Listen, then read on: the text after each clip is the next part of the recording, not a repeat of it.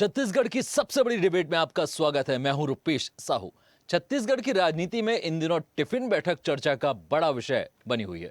सत्ता पक्ष और विपक्ष दोनों इस बैठक को लेकर आमने सामने नजर आ रहे हैं। भाजपा नेताओं की टिफिन बैठक को लेकर कांग्रेस लगातार सवाल उठा रही है, तो वहीं भाजपा को इससे संगठनात्मक मजबूती और रणनीतिक संवाद का हिस्सा बता रही है। कांग्रेस का कहना है कि जनता से जुड़े सवालों जैसे महंगाई, बेरोजगारी, किसानों की समस्याएं और कानून व्यवस्था पर जवाब देने के बजाय भाजपा टिफिन राजनीति में व्यस्त है। नहीं, भाजपा का कहना है कि टिफिन बैठक पार्टी कार्यकर्ताओं और नेताओं के बीच संवाद, समन्वय और संगठन को मजबूत करने का माध्यम है। इससे कांग्रेस को क्या परेशानी है? अब फिलहाल तो छत्तीसगढ़ की राजनीति में टिफिन बैठक अब केवल भोजन तक सीमित नहीं है, बल्कि सियासी संदेश और शक्ति प्रदर्शन का मंच बन चुकी है। देखना होगा कि आगे राज्य की राजनीति में ये टिफिन पॉलिटिक्स क्या रंग लाती है। इसी मुद्दे पर करेंगे चर्चा, लेकिन पहले देखते हैं ये रिपोर्ट।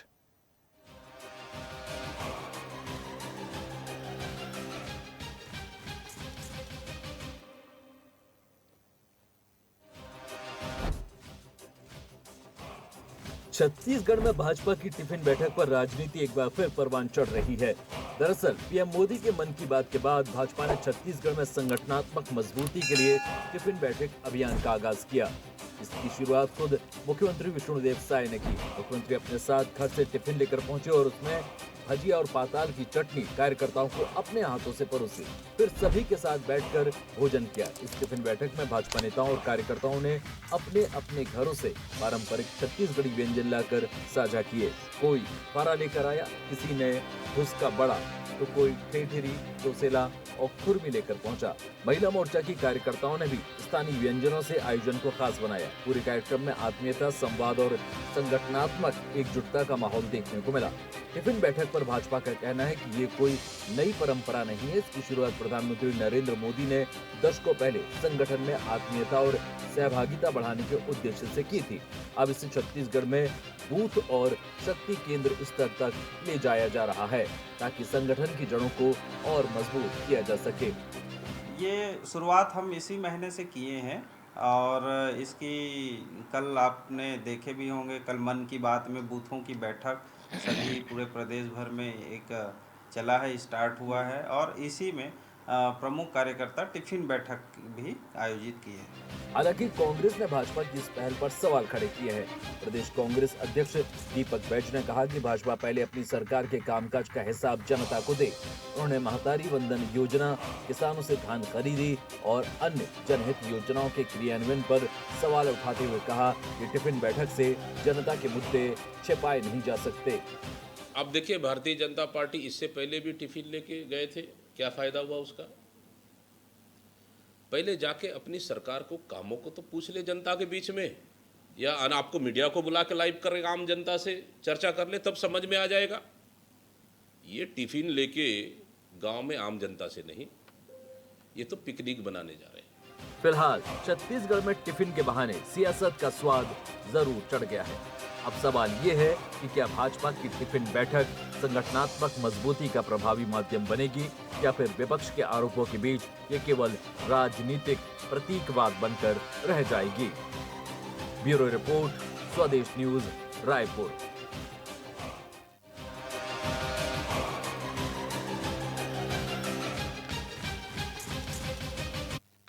तो टिफिन मीटिंग और सियासी सेटिंग, इस पर लगातार राजनीति जारी हो और इस मुद्दे पर चर्चा करने के लिए आज हमारे साथ मौजूद हैं बीजेपी की प्रवक्ता अनामिका सिंह, साथ ही गिरीश साहू, कांग्रेस के प्रवक्ता हमारे साथ जुड़ रहे हैं रायपुर से। आप दोनों का बहुत स्वागत है और मैं हूं आपके साथ रुपेश साहू।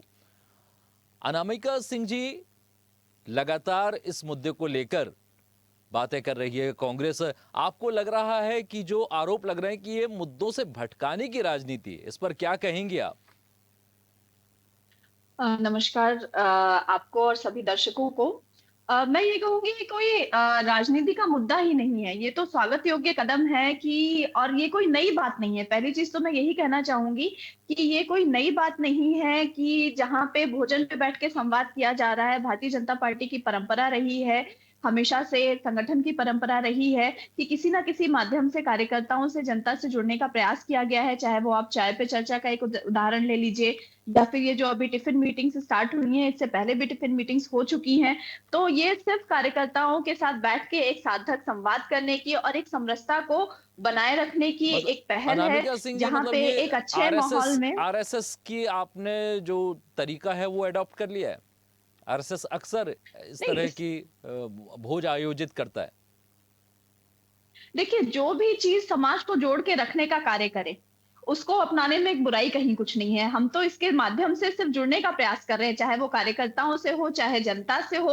जी। वहां सीधा एक संवाद स्थापित करने का प्रयास कर रहे हैं, और एक अच्छे माहौल में, एक लाइट माहौल में अगर बातचीत हो जाए, समस्याओं पे सारी चर्चा हो जाए और उनका समाधान मिल जाए, तो ये तो सबसे अच्छी बात है। तो इसमें आपत्ति क्यों है? अब यहाँ पे इस चीज को राजनीतिक मुद्दा बनाने का मुझे कोई तुक ताल समझ में नहीं आता कि इस विषय पे भी हमको समस्या खड़ी करनी है। तो मेरे ख्याल से कांग्रेस पार्टी को अभी इधर उधर ताक झाक ना करके स्वयं भी थोड़ा फोकस करना चाहिए कि अभी उनके संगठन में कितनी समस्याएं चल रही हैं, कि लिस्ट आती है, शाम तक की लिस्ट कैंसिल हो जाती है, टैलेंट हंट्स होते हैं, हम बूथ स्तर तक, हम यहाँ तक टीम बनाना चाहते हैं, लेकिन टीम ही नहीं बन पा रही है।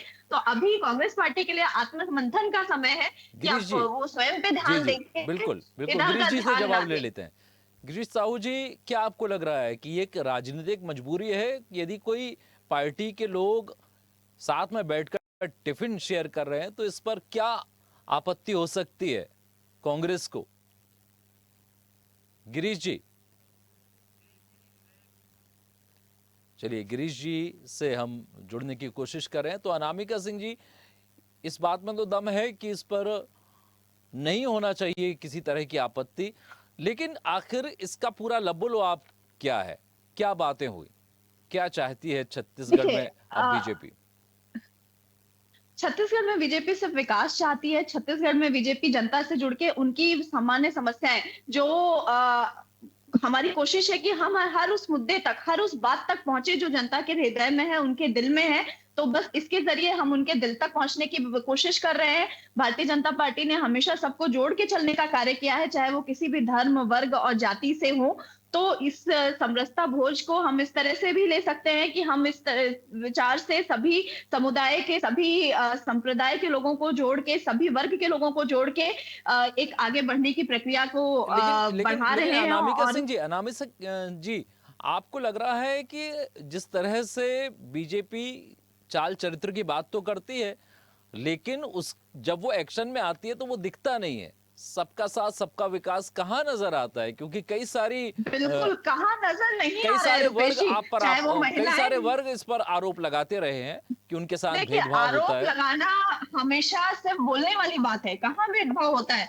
एसटी, एसटी, हर जाति, हर धर्म को लेके हम चल रहे हैं, हम महिलाओं को लेके चल रहे हैं। जो भी योजनाएं हैं वो महिला विकास की योजनाएं हैं। महिला समाज बिल के तो आप आखिरी पास करा इंसान नहीं तक पाई। पहुंचने के महिला बिल पास हो चुका है। जो महिला बिल को लागू करने के लिए एक आवश्यक संशोधन की जरूरत थी, जो विपक्ष की, मैं बोलूंगी, बालहट और कुतर्क जो उन्होंने प्रस्तुत किए, और एक जिद की नहीं, कुछ भी हो जाए हमको मोदी जी का विरोध करना है, और मोदी जी का विरोध करते करते वो राष्ट्र विरोधी बन गए और आज वो महिला विरोधी बन गए। तो उन्होंने सिर्फ अपने एक राजनीतिक एजेंडा को सक्सेसफुल होने कांग्रेस के का लिए तो कहना है बिल कि को वो बिल गिराया का है। विरोध नहीं कर रहे हैं, बिल तो वही लेके आए हैं। उनका विरोध तो केवल परिसीमन को लेकर है। तो अगर वो बिल को लेके आए थे, तो क्या 55 साल में उनको कभी मौका नहीं मिला इस बिल को लागू कराने का? हर समय वो पूर्ण बहुमत में रहे, उनकी मिलीजुली सरकारें रही, तो क्या 55 साल में उनको कभी अनामिका मौका जी, नहीं मिला ये बिल बता लागू करने का? दीजिए कि नारी वंदन अधिनियम को लेकर भी टिफिन में जो बैठक हुई, इसमें कोई चर्चा हुई क्या और आगे की रणनीति बनी क्या? बिल्कुल, नारी वंदन अधिनियम को लेके सरकार प्रतिबद्ध है, और इसको लागू कराने के लिए सड़क से लेके सदन तक हमको जो भी लड़ाई लड़नी पड़ेगी, हम उसको लड़ने के लिए तैयार हैं। और देखिए, नारी शक्ति अब तो वंदन अधिनियम जो महिलाओं का अधिकार है, 7 सदस्यों की और जो आपके महिलाओं लिए का अधिकार है, 7 वो सदस्यों की उनको मिलना चाहिए। जी, और जी। वो अधिकार 3 दशक से रुपेश जी नहीं मिल पाया है। मैं एक पार्टी की बात नहीं कर रही हूँ, मैं पार्टी की प्रवक्ता के रूप में नहीं, एक महिला के रूप में बात कर रही हूँ कि जो हमको 3 या 4 दशक पहले जो अधिकार मिल जाना चाहिए। आज हमारी आजादी को लगभग 80 वर्ष होने वाले हैं। अधिकार नहीं था कि वो नेतृत्व करें। और कांग्रेस की सरकार कितने वर्षों तक थी, उन्हीं का राज्य था, उन्हीं का प्रशासन था, तो क्या उन्होंने कभी इस बारे में सोचा नहीं? जी, तो आपको नहीं लग रहा है कि अब तो आपके 7 मेंबर और बढ़ गए हैं, आम आदमी पार्टी के 7 सांसद राज्यसभा में आपके साथ बहुमत में है, तो आपको लग रहा है कि आने वाले समय में बीजेपी एक बार फिर कोशिश करेगी इसे पास कराने की? देखिए, महिला और शक्ति जो वंदन टिफिन अधिनियम जो पॉलिटिक्स है में वो इस पर भी लागू चर्चा हुई होगा। होगी? वो लागू होगा, और मैं सिर्फ यही कहूंगी कि सदन में एक बहुत अच्छा मौका था विपक्ष के पास भी कि अपनी दलगत जातिगत राजनीति, अपनी संकीर्ण सोच से, पारिवारिक राजनीति की सोच से ऊपर उठकर वो महिलाओं के हित के मुद्दे पे एकजुट होता और एक बाहर बहुत अच्छा संदेश भेजता कि जहां राष्ट्रहित की बात आती है वो हम पार्टीगत राजनीति से ऊपर है। लेकिन इसमें विपक्ष पूरी तरह से फेल हो गया।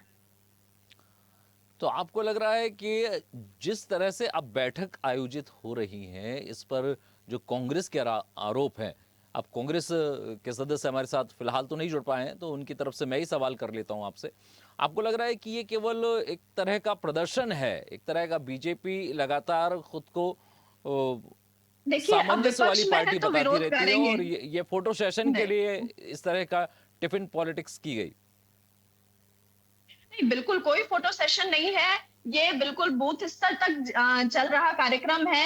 हमारे संगठन के जो पदाधिकारी हैं वो समय समय पर कार्यकर्ताओं के घर भी जाते हैं, उनके साथ भोजन करते हैं, उनसे संवाद स्थापित करते हैं, जो भी समस्याएं हैं उनका निराकरण करते हैं। तो ये भारतीय जनता पार्टी की परंपरा है, यहाँ पे फोटो की राजनीति वाली कोई बात ही नहीं है।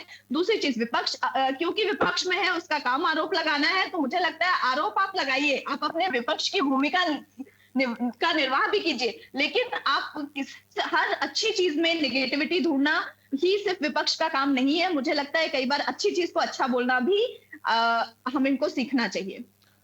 कार्यकर्ताओं से संवाद की क्या योजना है बीजेपी की? क्योंकि जिस तरह संदेश दिया गया, टिफिन साथ में शेयर किया गया, तो ये तो बड़े नेताओं के बीच का विषय था। आपको लग रहा है कि नहीं, जो बिल्कुल नहीं। आम आप ऐसा कार्यकर्ता बोल रहे है हैं या बड़े जनता नेताओं है? के। आपने वहां पे नोटिस किया होगा रुपेश जी कि वहां पार्षद से लेकर मंत्री तक बैठे हुए थे। वहां पे पार्टी का एक साधारण कार्यकर्ता भी बैठा हुआ था, जिन्होंने आपस में एक दूसरे के साथ टिफिन शेयर किया। तो ये हर ऊपर से लेकर नीचे तक, पहले इंसान से लेकर आखिरी इंसान तक पहुंचने के लिए ये योजना है, और ये बिल्कुल आखिरी इंसान तक पहुंचेगी और हर किसी के बीच संवाद स्थापित होगा। तो निश्चित तौर पर एक संदेश भी दिया है बीजेपी ने, समरसता का संदेश दिया है, और अक्सर इस तरह से वनभोज कार्यक्रम को भी हम लोगों ने कवर किया है, और बीजेपी में और खासतौर पर आरएसएस में इस तरह वनभोज का कार्यक्रम होता है।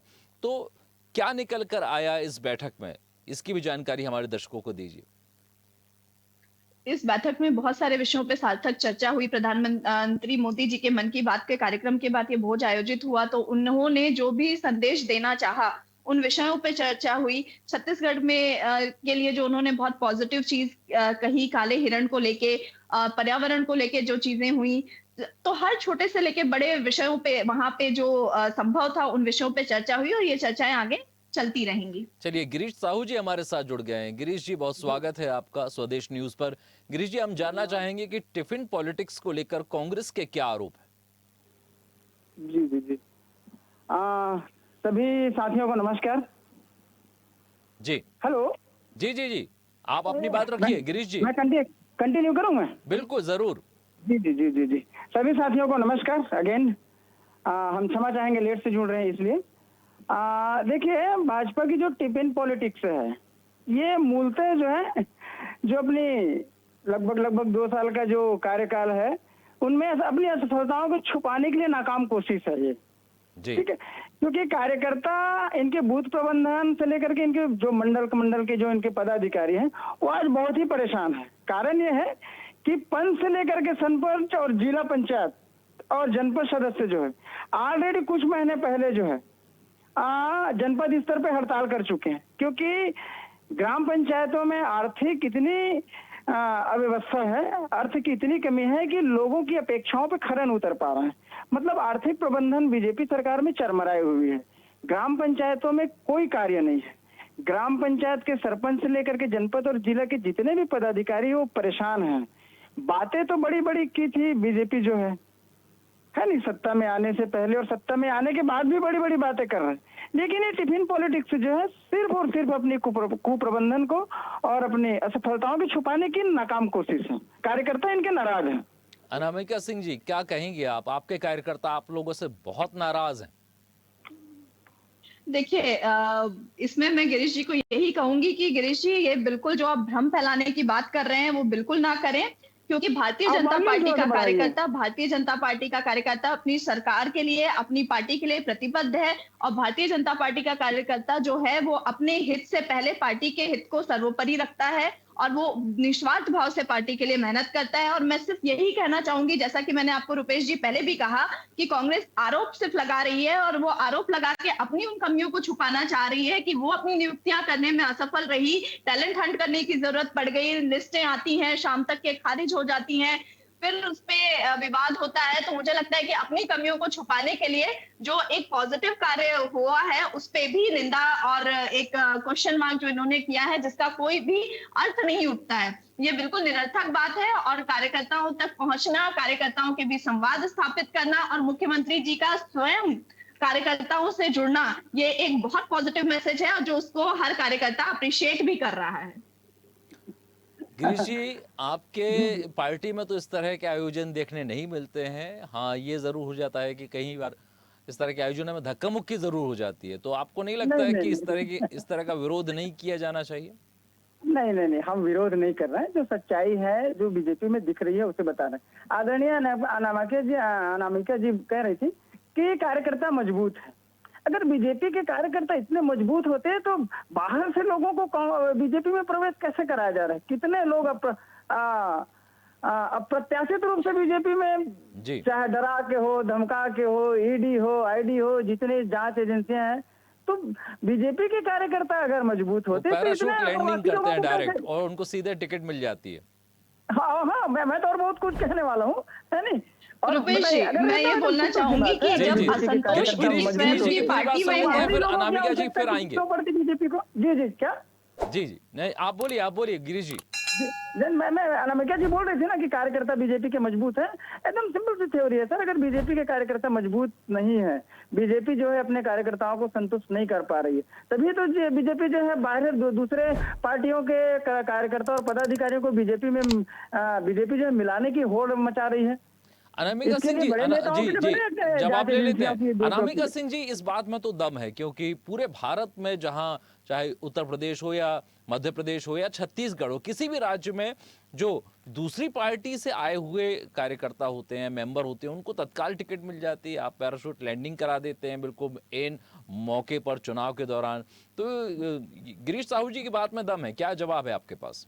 देखिए रुपेश जी, अगर उनको उनकी पार्टी में असंतोष है और वो भारतीय जनता पार्टी की विचारधारा, भारतीय जनता पार्टी की नीतियों से सहमत होकर पार्टी के अनुशासन के अनुसार पार्टी ज्वाइन करते हैं, तो मुझे नहीं लगता इसमें कोई बुराई है। किसी को भी अपने विचार के अनुसार पार्टी ज्वाइन करने का अधिकार है। और जो आपने कहा कि पैराशूट लैंडिंग, ऐसा बिल्कुल भी नहीं है। हर किसी को उसकी क्षमता, उसके कार्यों के आधार पर टिकट दिया जाता है। और अगर ऐसा कोई आप ये बोल रहे हैं कि बाहर से आए और तुरंत टिकट मिल गया, टिफिन खिलाकर ही संतुष्ट कर देती है कार्यकर्ताओं को जो सालों से काम कर रहे हैं? बिल्कुल भी नहीं, ऐसा बिल्कुल भी नहीं है। बीजेपी का हर कार्यकर्ता, मैंने कहा, अपनी पार्टी के लिए प्रतिबद्ध है। वो झंडा उठा के जब चलता है भारतीय जनता पार्टी का, तो बहुत गर्व से चलता है। और जब वो लोगों से भी संपर्क करता है तो अपनी पार्टी के लिए बहुत गर्व से बात करता है। और जो असंतोष का एक भ्रम, जो कांग्रेस ने एक शब्द अपना लिया है कि भारतीय जनता पार्टी के कार्यकर्ताओं में असंतोष है, तो ऐसा कहीं भी नहीं है। सिर्फ भ्रम फैलाने की बात है, उसके अलावा कुछ भी नहीं है। गिरीश जी, जब सवाल तो बड़ा है, निश्चित तौर पर अनामिका सिंह जी ने ये गंभीर सवाल उठाया है कि कांग्रेस में इस तरह की क्यों नहीं परिणति देखने के लिए मिलती है। कांग्रेस के लोग इतने क्यों खफा रहते हैं अपने नेतृत्व से, जबकि बीजेपी के लोग यदि खफा भी रहते हैं लेकिन जो उनका मैनेजमेंट है उन्हें मना ही लेता है, लेकिन कांग्रेस में ऐसा नहीं, वो टूट कर जाते ही है। ऐसा क्यों होता है कांग्रेस में? ऐसा नहीं है रिषभ जी। कांग्रेस आजादी से लेकर के अब तक की अपनी व्यवस्थाओं में कायम है।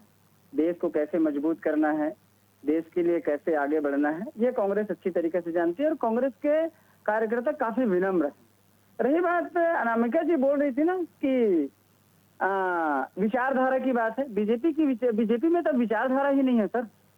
कितने सारे पार्टी के लोग कहाँ कहाँ से आ रहे हैं, है नहीं तो वो विचारधारा अपना लेते हैं ना, तभी तो बीजेपी अपनाते ने नहीं है, मजबूरी अपनाती है। है। मजबूरी है, विचारधारा होती तो शायद बुलाया नहीं जाता लोगों को। बीजेपी अगर विचारधारा की बात करती है तो तटस्थ रहते हैं, और अगर विचारधारा की नहीं बात नहीं, नहीं है अभी तो अभी बीजेपी की हालिया उदाहरण है, विचारधारा को देखिए RSS की आम आदमी पार्टी के राघव चड्ढा समेत 7 सांसद आ गए बीजेपी के विचार से प्रभावित होकर। जब राघव चड्ढा जी आप में थे तो क्या बोले थे, बीजेपी गुंडों की पार्टी है। ये मैं नहीं कह रहा हूँ ना, ये वीडियो बहुत वायरल हो गया, आपको भी मालूम है कि आम आदमी पार्टी बीजेपी के बारे में क्या कहती थी। राघव चड्ढा जी बीजेपी में आने से पहले क्या बोलते थे, बीजेपी गुंडों की पार्टी है, गुंडागर्दी करना इनकी फितरत है। मेरी भाषा में थोड़ी बहुत आगे पीछे हो सकता है, लेकिन राघव चड्ढा ने ये कहा था, है नहीं। आम आदमी पार्टी बीजेपी के बारे में क्या बोलती थी, ये तो पूरे तो फिर वो देश को कांग्रेस मालूम में है। शामिल क्यों नहीं हो गई? यदि मान लीजिए इतना ही विरोधा था, इतना विरोधाभास था, उनके विचार नहीं मिलते थे, तो कांग्रेस भी ऑप्शन था, अच्छा ऑप्शन था, बहुत खासतौर सारे पर ऑप्शन दिल्ली है। में। नहीं, कांग्रेस के पास ऑप्शन उन लोग के लिए बिल्कुल नहीं है, क्योंकि बीजेपी बड़े बड़े ऑप्शन लेके बैठी हुई, ईडी है, आईडी है, जितने जांच एजेंसियां हैं। नहीं, दुर्भाग्य ये है आम आदमी पार्टी में ऋषभ जी, रहते हुए तो बीजेपी ने सारे वाण चला लिए होंगे, फिर तो उनको कोई डर नहीं था राघव चड्ढा को या देखिए, तमाम सांसदों को। आम आदमी की उत्पत्ति कहाँ से, मैं आम आदमी पार्टी की उत्पत्ति कहाँ से हुई? अन्ना हजारे अनशन देखे सभी ने, अन्ना हजारे चलिए, आंदोलन। अनामिका सिंह जी, क्या जवाब है आपके पास? क्या क्या क्या? रुपेश जी, मैं सिर्फ अनामिका इतना जी से जानना जवाब चाहती लेते हूँ कि हाँ रुपेश जी, मैं ये जानना चाहती हूँ कि कांग्रेस पार्टी अगर इतनी ऋषभ जी, ही अनामिका जी की जो आवाज अपनी बहुत बात कम आ करती रही है है। कि उनका संगठन मजबूत है, तो इनके कार्यकर्ता पार्टी छोड़ के क्यों जाते हैं? इनके कार्यकर्ताओं इन छत्तीसगढ़ में एक पार्टी के अंदर 3 गुट क्यों बने हुए हैं कि एक गुट दीपक बैस जी का है, एक गुट टीएस सिंहदेव जी का है और एक गुट इनका महंत जी का है। तो इस गुटबाजी के कारण जो कांग्रेस आपस में ही टूटी पड़ी है, मुझे लगता है कि कांग्रेस को अभी इस पे ध्यान देने की जरूरत है, ना कि भारतीय जनता पार्टी के जो पॉजिटिव चीजें हैं गिरीश जी, उनके बड़ा पीछे बड़ा भाग के सवाल अपना बड़ा समय सवाल बर्बाद कर रहे हैं। उठाया अनामिका जी ने, बड़ा सवाल जी, उठाया, जी। क्योंकि जब भूपेश बघेल की सरकार थी तो जो सरकार के बीच की जद्दोजहद थी वो सबको मालूम है। टीएस सिंहदेव 2.5 साल के बाद मुख्यमंत्री बनना चाह रहे थे, फिर तमाम तरह से वहां विरोधाभास हुआ। तो कांग्रेस में अक्सर ये देखने के लिए मिलता है। नहीं, सबसे पहली बात तो अनामिका जी जो कह रही थी ना, कांग्रेस में गुटबाजी, ऐसा कोई गुटबाजी नहीं। वो तो दो तीन गुटबाजी ग्रुप बता दिए, 2-3 ग्रुप है गुटबाजी, ऐसा कुछ नहीं। एक्चुअल में क्या है, ये बीजेपी की रवैया है, कांग्रेस को कैसा विभाजित किया जाए, कांग्रेस के कार्यकर्ताओं को कैसे उसको डिमोरलाइज किया जाए, कैसे कांग्रेस को खंडित किया जाए, ये ऐसा नहीं, लेकिन ये बीजेपी का आपके तरीका पास है। भी तो अवसर है अपने अपने कार्यकर्ताओं के लिए। देखिए उनने कितना बढ़िया टिफिन का आयोजन किया, उसमें सीएम भी पहुंचे। आपकी पार्टी में आज ये सब देखने के लिए क्यों नहीं मिलता? क्यों नहीं राहुल गांधी नहीं तो पहुंचते हैं कैसे बात वहां, करते लोगों हो के साथ गधा? मिलकर बैठकर खाते हैं? ऋषभ जी कैसे बात करते हो? इनकी हमने पार्टियों मजदूर की दिवस के दिन- बैठकों में मैं कुर्सियां तोड़ दी मनाया जाती है जाता रुपेश जी, बाकी तो कुछ नहीं होता। आप बैठ करके गिरीश जी, आप हमने- थोड़ा देर से जुड़े, मैं रुपेश साहू आपके साथ चर्चा कर रहा हूँ। जी जी जी जी, तो गिरीश जी, क्यों इस तरह की पॉलिटिक्स देखने के लिए मिलती है कांग्रेस में? अनामिका सिंह जी के आरोप में कहीं तो सच्चाई है कि गुटबाजी बीजेपी में कम है, कांग्रेस में ज्यादा है। नहीं सर, बीजेपी की गुटबाजी इस तरह है कि उनके बड़े नेता सारे मार्गदर्शन में बैठा दिया गया है, ये गुटबाजी है। हम दो और हमारे दो की पूरी देश में चल रही है। स्थिति यह है कि छत्तीसगढ़ में उससे बुरा हाल है। आदरणीय मुख्यमंत्री जी को पता ही नहीं होता कि कब काम कहां से और कैसे हो रहा है। इसका प्रमाण यह है कि आप जैसे वरिष्ठ पत्रकार अगर माननीय मुख्यमंत्री जी से सवाल करते हो तो माननीय मुख्यमंत्री जी का जवाब कुछ और होता है।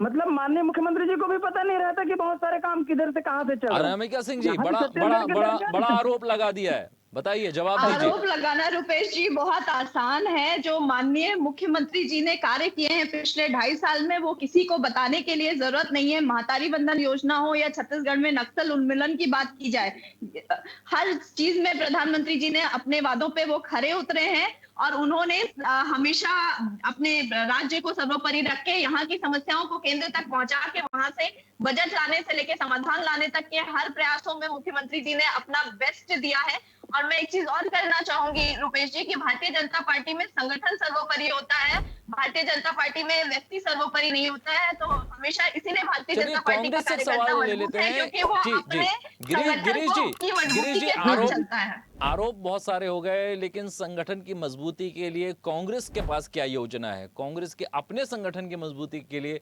आपकी क्या योजना है? बिल्कुल दर्शकों को बिल्कुल बताइए। ठीक उचित बात है। संगठन में हमारे प्रदेश अध्यक्ष दीपक जी पूरी संगठन की व्यवस्थाओं को देख रहे हैं। प्रदेश स्तर से लेकर के हमारे बूथ कमेटियों तक कमेटियां बन चुकी हैं। हमारे गांव चलो अभियान भी चल रहा है।